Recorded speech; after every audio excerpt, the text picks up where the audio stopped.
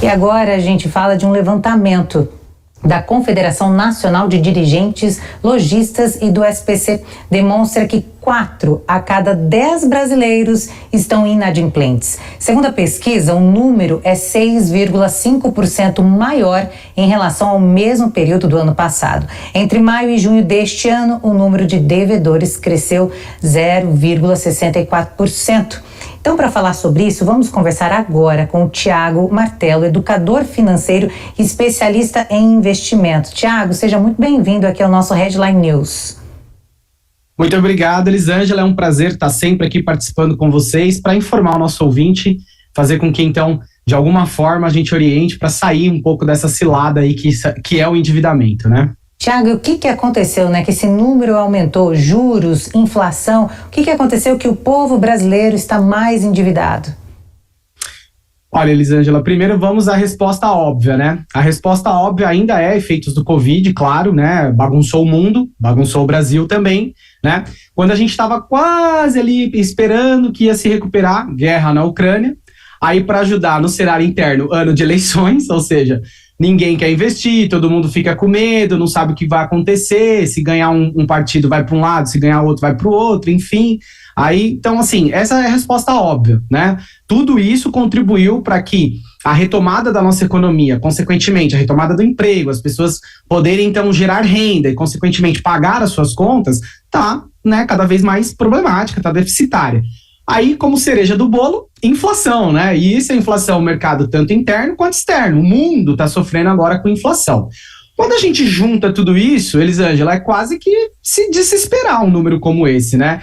Agora, a resposta não óbvia, Elisângela, que é o que eu quero trazer aqui, é a seguinte: tudo isso, acho que todo mundo já sabe, assim, mais ou menos, né? Agora, a resposta não óbvia é a seguinte, que assim, independente do índice nos últimos 12 meses ter ficado mais de 6%, então, mais alto, ainda é estrutural. O endividamento é alto como um todo, sempre, não é agora, é na história do país, tá certo? E aí, assim, é isso que eu sempre nas minhas entrevistas, palestras, eu falo sobre isso. Infelizmente, aqui no Brasil, o índice de endividamento e, consequentemente, de inadimplência, ele é historicamente alto. E aí, o problema central, Elisângela, está justamente na normalidade do brasileiro achar que pegar crédito é normal. Gente, pegar crédito não é normal, tá certo? Não é normal. Até porque quando a gente pega um crédito, é incapaz de prever situações como as que nós estamos vivendo agora, de inflação, juros, mundo, guerra, o caramba 4. E aí o que acontece? A gente fica suscetível a esse tipo de coisas, né? Coisas macroeconômicas, e aí a gente, enfim, acaba perdendo aí o controle disso tudo, podendo facilitar a perda aí da possibilidade de pagamento. E aí o que já era ruim, porque se pegou crédito porque estava ruim, né? O que já era ruim fica ainda pior por conta do atraso, inadimplência, e quanto tempo mais vai se arrastar isso para poder até organizar toda a situação, né? Então agora imagens aí do 25 de março, né, que é um polo tão econômico aqui de São Paulo. Daúde, a sua pergunta para o Thiago. Oi, Thiago, boa tarde. Thiago, a minha pergunta, ela tem uma consideração e a pergunta. Rapidamente, a gente sabe que a inadimplência está subindo, né? A inadimplência está subindo e o crédito é uma necessidade que as pessoas têm de conseguir se manter. Agora, o que ocorre? Você vai e usa o seu cheque especial, usa o seu cartão de crédito, né? Isso é um juros estratosféricos, nem a agiota cobra esses juros. Então você não acha que esse crescimento da inadimplência, não do crédito, acho que crédito, as pessoas sabendo conviver, é ótimo, mas a inadimplência não se deve mais às pessoas caírem no cheque especial e no cartão de crédito, e aí realmente não consegue pagar. Sim e não, ao mesmo tempo, porque assim, de fato essas duas linhas de crédito são as piores, né, são as mais caras, né, chega a bater 400% ao ano, assim, é uma coisa absurda, como você mesmo falou, nem a agiota cobra isso, né, e aqui no Brasil a gente vê isso com naturalidade. Então, sim, né, essas duas linhas, elas favorecem a inadimplência, né, porque são juros muito altos, e aí há a dificuldade da pessoa conseguir efetivamente efetuar o pagamento. Agora, qual que é a parte do não, né? Que eu falei sim e não. Qual que é a parte do não? A parte do não é porque, assim, olha, é um absurdo eu dizer aqui que muito provavelmente vai acontecer imprevistos na vida de todos nós, minha, de sua, da Elisângela, enfim, de todos nós, e esses imprevistos, será necessário usar dinheiro para poder lidar com ele? Não é nenhum absurdo, né? Porque a vida é isso, né? Apagar incêndios, são altos e baixos. Então, a proposta, eu como educador financeiro, é justamente essa, né? A gente tem que começar a guardar um pouco de dinheiro no agora e no imediato, para que quando vier uma situação, então, onde precisa gastar dinheiro, a gente possa, então, lidar com esses problemas internamente, sem precisar do bolso do outro. E esse bolso do outro, normalmente, é o bolso do banco. Agora, além disso, é porque também junto com toda essa inadimplência, vem junto também inadimplências com telecomunicações, serviços básicos como luz e água, tá? E também em lojas, tá? Mas o banco é o mais pesado de todos, ficando aí na casa dos 60% de todo esse grau de endividamento. Tiago, mas a gente também tem que pensar, não sei se você concorda comigo, também o Daúde, que o povo brasileiro não tem outra condição a não ser buscar o crédito. Guardar dinheiro ainda é uma realidade longe para muitas pessoas. Então o crédito vem como uma solução imediata. Eu entendo que os juros são altos e tudo mais, e acaba o endividamento surgindo nesse processo. O que essa pessoa pode fazer? Porque no final das contas, se ela não pega o crédito, ela acaba vendendo aquilo que ela tem. Ela acaba se desfazendo até mesmo de bens para conseguir pagar, né, as dívidas. Qual que seria, então, a saída para esse trabalhador, para esse cidadão? Perfeito, Elisângela. Então eu vou falar assim, olha, a saída de curto prazo e a saída, digamos assim, de longo prazo, estruturalmente, tá? Então, assim, de curto prazo é o que você falou. Entre comer e pegar um crédito, eu preciso pegar um crédito. Entre ter a minha conta de telefone cortada, da qual eu uso para trabalhar, e pegar um crédito, eu vou pegar o crédito. Então, ok. Então, assim, no D0, o que a pessoa precisa fazer é justamente, então, pensar assim, qual é a menor taxa possível de crédito que eu possa pegar. Então, sair, como o Daúde falou, sair desses juros altos de crédito, de cheque especial e cartão de crédito, e ir para linhas mais em contas, e o espaçamento também do pagamento para que a parcela fique menor e consiga encaixar aí no bolso da pessoa. Então, essa é a saída assim, tô desesperado agora, o que eu preciso fazer agora, que foi o que você falou, Elisângela. Então eu concordo, é isso aí. Agora, no médio e longo prazo, o que nós precisamos fazer é inverter essa lógica, porque se nada for feito no decorrer do tempo, isso é uma ciranda, ela vai continuar se repetindo. Toda hora que eu preciso de dinheiro eu pego crédito, toda hora que eu preciso de dinheiro eu pego crédito.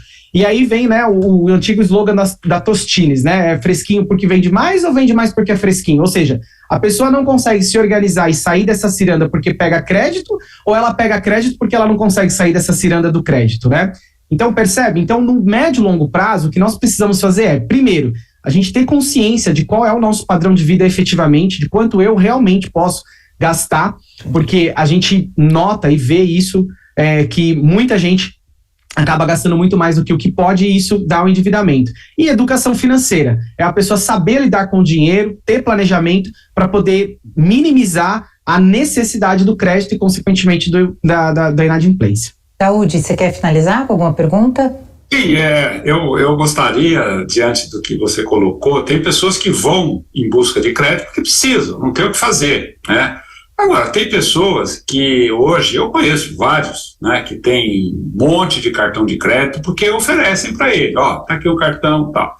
E o problema dessas pessoas que gastam descomedidamente, não é uma questão de orientação financeira, é uma questão de psicologia, de psiquiatria, né? Eu conheço pessoas que não conseguem, infelizmente, eu fico nervoso, vou pro shopping e gasto, né? Então, quer dizer, a educação financeira, muitas vezes ela não funciona em função do comportamento das pessoas. Então, esse é um ponto. E o outro ponto é que os bancos, as empresas de cartão de crédito, elas querem vender, mesmo que a pessoa não pague, isso vai lá para a composição do spread bancário. Que quem vai pagar para eles essa inadimplência é aqueles que pagam. Então, por isso que aqueles que precisam de dinheiro vão pagar 70%, porque está pagando a inadimplência desse.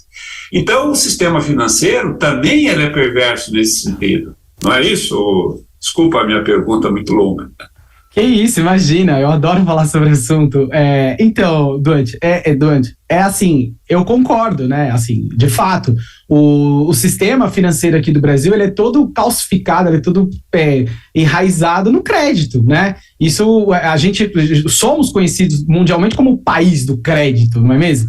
O próprio cartão de crédito, ele já é uma anomalia brasileira. Por quê? Porque em todo lugar do mundo, ou grande parte do lugar do mundo, ele só é usado com quem tem dinheiro. Esse negócio de parcelinhas é jabuticaba, só tem aqui no Brasil, né?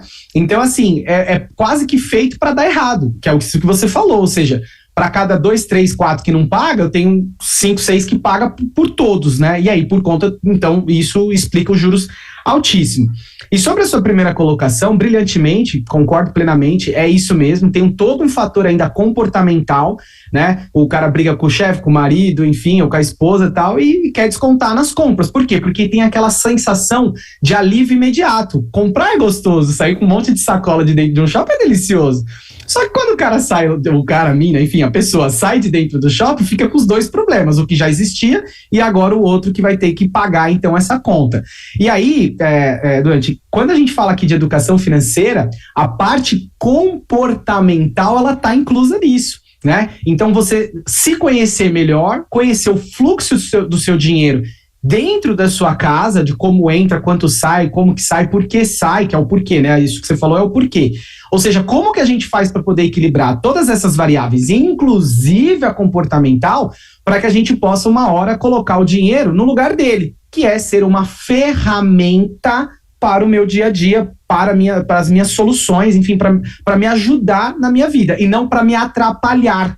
Porque, infelizmente, quando a gente pega aí dados, então, como esse, de inadimplência hiper alta, aumentando 6,5, a gente fica nítido e claro que o dinheiro está atrapalhando a vida dessas pessoas, porque não sabe lidar com ele. Ora, por uma questão de proeficiência mesmo, enfim, de entender quanto entra, quanto sai, fazer um planejamento, mas também, claro, por uma grandíssima bagagem comportamental, o uso irracional do dinheiro, né? Então, infelizmente, esse é o cenário, né? Então, no longo prazo, educação financeira com a parte comportamental é a solução. Inclusive, último comentário, isso que eu tô falando é tão real, que em 2020 passou a ser obrigatório o ensino de educação financeira nas escolas públicas.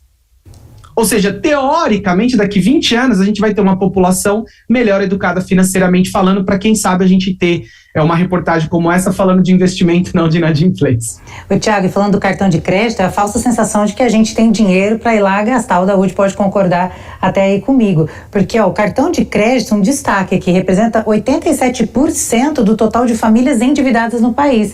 Você tem um cartão de crédito que às vezes é maior do que o seu salário, que é maior até mesmo do seu limite do crédito especial do banco. Então é a falsa sensação de que eu tenho dinheiro, vou lá, compro e depois vou pagar de que jeito, ninguém sabe. É exatamente isso, a anomalia começa aí. Como eu falei, o cartão de crédito, ele foi criado unicamente, então somente para ser um facilitador de pagamento. Aqui no Brasil ele virou um produto de crédito, né? Então é bem isso que você falou. Uma pessoa, por exemplo, sei lá, que ganha 5 mil reais, ela vai ter um limite de 15. Ou seja, não tem como dar certo. E aí, sabe qual que é a desculpa de quem vende cartão de crédito? Fala assim, não, é que se você for parcelar uma compra, né, um valor, algo muito grande, então você tem que ter um limite grande para não consumir todo o seu limite, aí você joga no tempo. O problema é que o pessoal vai amontoando compras grandes, parcelinhas, né? E aí quando vê, tá 100% tomado já, aquele limite gigantesco em ações, né, que já foram feitas, aí tem sempre um pessoal bacana, legal na internet que vai lá, quebra o cartão, né? Tô com um cartão aqui, o cara vai lá, quebra o cartão, bate a foto, coloca lá no Instagram, no Facebook, fala, eu tô livre do cartão. Meu amigo, não adiantou mais nada, porque você já sumiu tanta parcelinha que o próximo ano você tá tomado em crédito, né? Então, realmente, esse fascínio do cartão, né? Essa sensação de ter dinheiro sem ter dinheiro, como você acabou de colocar, Elisângela, é realmente o que pega o pessoal. Porque aí, assim, tem lá o marketing dizendo, não precisa esperar, compra agora. O banco falando, não, é isso mesmo, pode comprar agora e tá aqui o limite. Aí tem os gatilhos emocionais, como muito bem comentou o nosso amigo. E aí junta tudo isso, o cara faz o que ele não pode, e aí é óbvio que dará inadimplência, porque a conta não vai fechar. Só pra gente saber, Daúde, tá tudo ok seu cartão de crédito? O meu tá, né? Eu escondo ele para eu não gastar, né? Mas, Elisângela, se você me permitir, eu só queria fazer mais uma pergunta rapidinha. À vontade. Martelo, você já recomendou algum cliente seu fazer terapia com psicólogo por dívida? Sim, olha só, é mais comum do que vocês imaginam, né? Então, aqui na minha empresa, né, a Martelo Educação Financeira, é muito comum acontecer essa junção de profissionais para ajudar uma pessoa. Então, tanto os psicólogos, eles resolvem lá primeiro e depois indica aqui para a gente poder resolver a parte técnica, quanto aqui a gente resolve a parte técnica e depois manda lá pro psicólogo para dar umas marteladas na cabeça do caboclo para ver se ele aprende, né? E não volta a ficar à mercê dos gatilhos, porque é isso. A pessoa fica à mercê dos gatilhos. Se ela não tiver autoconhecimento, ela tem que mudar o padrão mental, o padrão neural dela. Então ela tá lá assim, eu brigo, eu gasto. Não, então pera, vamos colocar alguma coisa no meio do caminho? Eu brigo, vou correr. Eu brigo, vou, sei lá, fazer uma meditação, ou seja, trocar uma ação desastrosa por uma ação que vai ajudar aquela pessoa. Só que para isso precisa ter um nível de conhecimento. A pessoa precisa se entender. E tudo isso, com auxílio realmente aí de um profissional como um psicólogo, a gente consegue ajudar. Tá? Então essa é a ideia. Thiago, muito obrigada pela sua participação aqui, esclarecedora, viu? Muito obrigada. Elisângela, é sempre um prazer estar aqui, tá? Eu adoro falar para a Jovem Pan. Um beijo para toda a equipe, viu? Eu tenho um carinho muito especial, já fui aí pessoalmente na casa, então sempre que precisar, estou aqui hiper à disposição, tá bom? Muito obrigada. Grande beijo, até a próxima.